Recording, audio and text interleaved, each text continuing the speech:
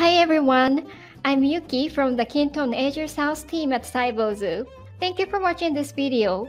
We release a new video on Kintone product updates every month to share useful information with you.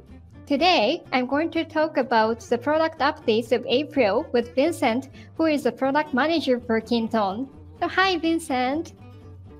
Hey Yuki, how you doing? Hi, great. So the weather is really nice in Tokyo today. So Oh yeah, it's really great where I am too. I want to go on a picnic. Oh yeah, I just went on a picnic last weekend, so Oh really? perfect weather Great. right now. Yeah. Okay, so let's start. Okay.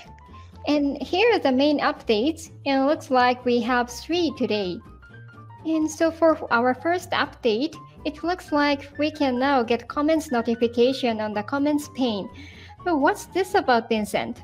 Okay, well, Yuki, while viewing a record, if one of your team members wrote a new comment, you wouldn't be able to know right away, right? So in order to make sure you're viewing the latest information, you'd have to regularly refresh the page, so it was pretty inconvenient.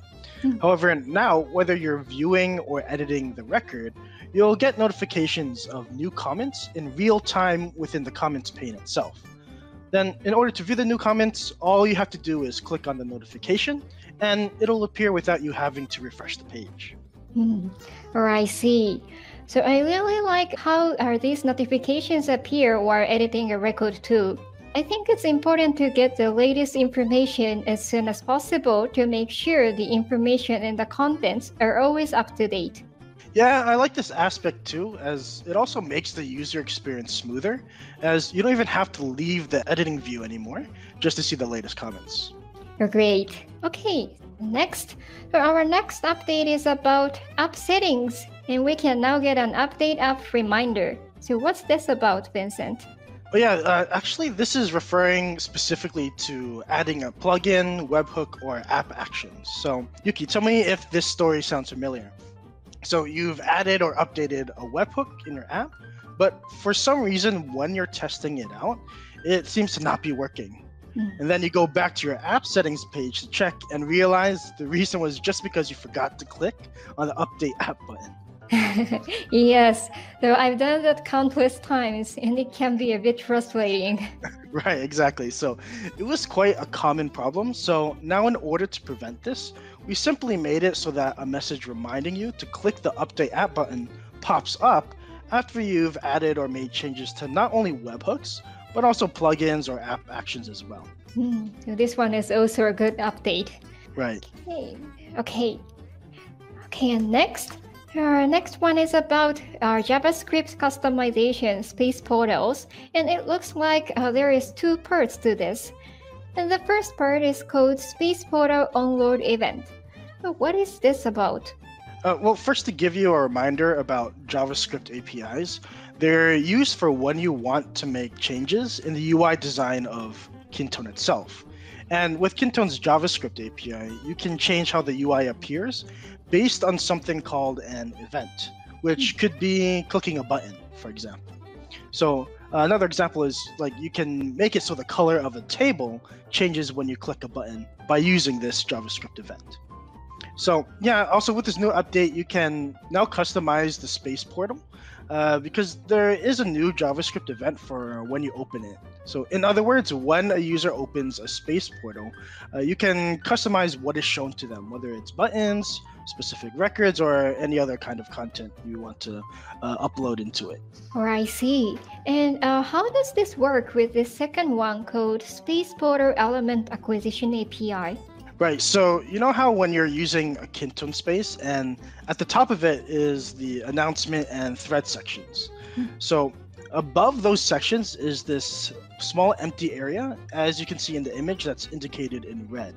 So without going into too much of the technical details, this JavaScript API allows you to make use of this empty area and add whatever kind of new custom content that you need.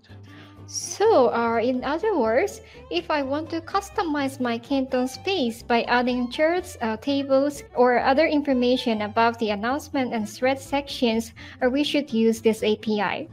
Yes, that's right. So by using this new JavaScript events and APIs together, you can now customize the look and feel of a Kintone space, whether the user is using a desktop PC or even a mobile device. Oh, that's great. And I can see how this can be very useful if you have multiple spaces for different functions like sales, HR, or a cross-functional project team, where with this new space customization update, we can display more relevant information in a way that each team prefers.